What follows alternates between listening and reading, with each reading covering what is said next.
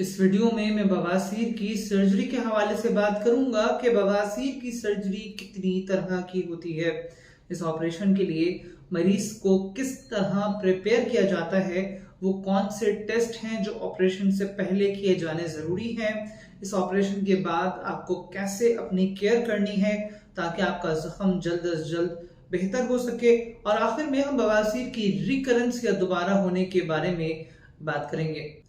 अस्सलाम वालेकुम, मेरा नाम डॉक्टर अब्दुल्ला इकबाल है। मैं कंसल्टेंट जनरल सर्जन और बवासीर का माहिर सर्जन हूं।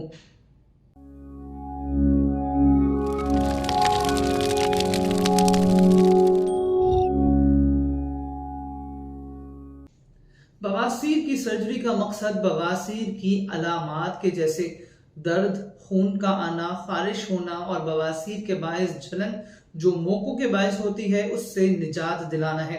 बवासीर के मरीज को अगर ग्रेड 3 या 4 की बवासीर हो कि जिसमें कि बवासीर के मोके बाहर की जानिब रहते हैं या उंगली के जरिए अंदर करने पड़ते हैं और मरीज को इन मोकों में से खून आ रहा हो, तो उस सूरत में बवासीर का ऑपरेशन ही इस मसले का वाहिद तरीका इलाज रह जाता है और इस सर्जरी में बवासीर के मोकों को निकाल दिया जाता है।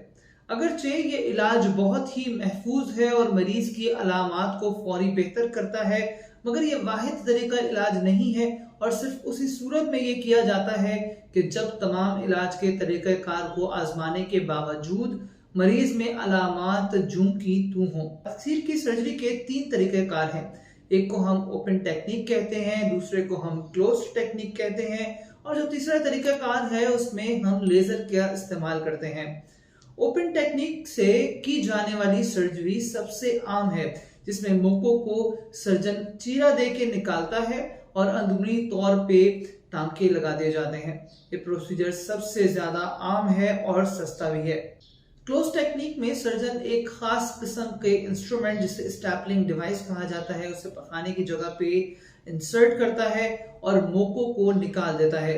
ये डिवाइस काफी महंगी होती है और इस डिवाइस की कॉस्ट तकरीबन 1.5 से 2 लाख होती है, इसलिए ये सर्जरी बहुत ही कम की जाती है। तीसरी टेक्निक लेजर सर्जरी की है, जिसमें हम लेजर एनर्जी या हीट एनर्जी का इस्तेमाल करते हैं और बवासीर के मोकों की सर्जरी करते हैं।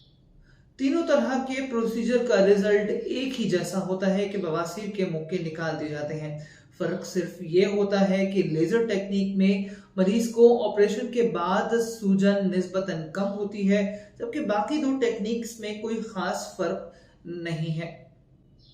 आप कौन सी सर्जरी चाह रहे हैं या कौन सी आपके लिए बेहतर है, इसका फैसला आप अपने सर्जन से मिलकर करें और तमाम टेक्निक्स जो मैंने आपको बताई हैं उनके बारे में अपने सर्जन से डिस्कस करें कि आपके लिए आपकी कंडीशन के हिसाब से बेहतर तरीका इलाज क्या है और आपको किस प्रोसीजर का इंतखाब करना है।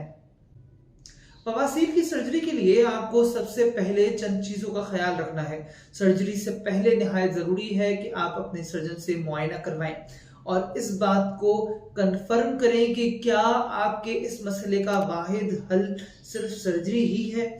आपको जानकर हैरानी होगी, मगर मैं ये बात यहाँ इसलिए कर रहा हूँ कि हमारे यहाँ मरीज टाउट्स या दलालों का शिकार हो जाते हैं और वो मरीजों को बहला फुसला के, खास तौर पे अंदरूनी सिंध और बलूचिस्तान से आने वाले मरीजों को कम पैसों का लालच देके या उनकी काउंसलिंग करके बगैर डॉक्टर से मुआयने के उनकी सर्जरी करवा लेते हैं, जबकि इन बेचारों का इलाज महज दवाई से मुमकिन होता है या अक्सर मरीजों को सर्जरी की या दवाइयों की जरूरत ही नहीं होती।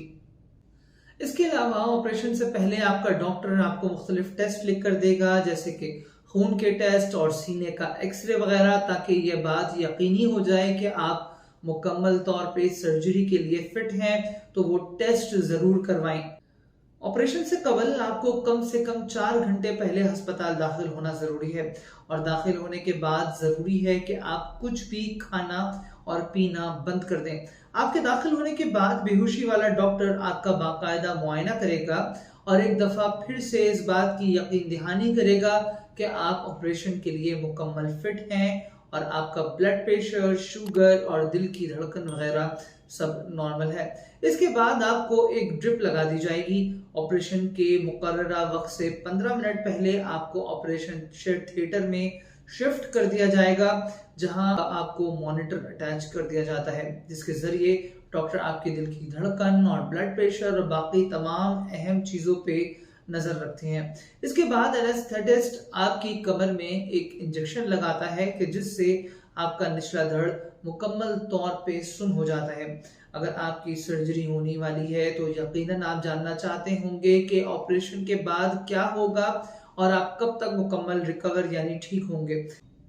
आपके लिए ये जानना बहुत जरूरी है कि तमाम मरीजों की रिकवरी एक दूसरे से मुख्तलिफ होती है, मगर अमूमी तौर पे आपका निचला धड़ एनेस्थीसिया के जेरे असर ऑपरेशन के 4 घंटे बाद तक सुन रह सकता है।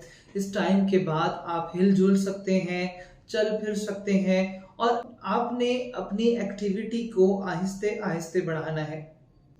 इसके अलावा मैं आपको बताता चलूं कि ऑपरेशन के बाद आपके पखाने की जगह पे अमूमन पट्टी की जाती है, ताकि जो सर्जरी हुई है उसको इन्फेक्शन और रगड़ से बचाया जा सके।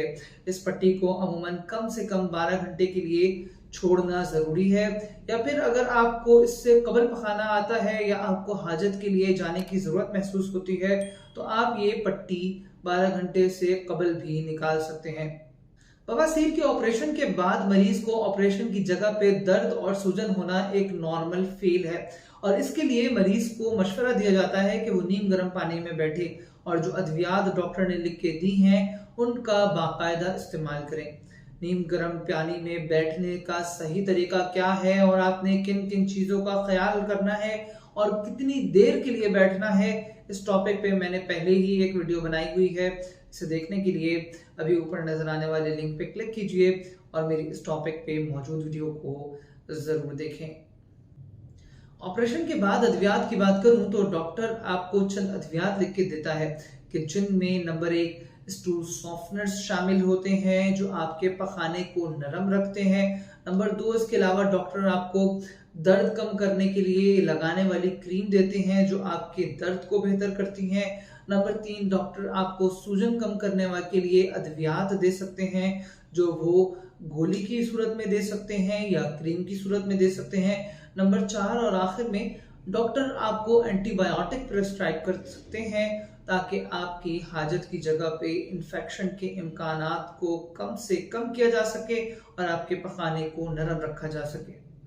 ऑपरेशन के बाद अगर आपको मुसलसल खून आ रहा है या शदीद दर्द है या फिर आपको तेज बुखार है या फिर आपको चक्कर महसूस हो रहे हैं तो जरूरी है कि आप फौरी तौर पे अपने डॉक्टर से मशवरा करें, क्योंकि ये अलामात किसी मुमकिन पेचीदगी के बायस भी हो सकती हैं, जिसका फौरी और मुकम्मल इलाज करना निहायत जरूरी है।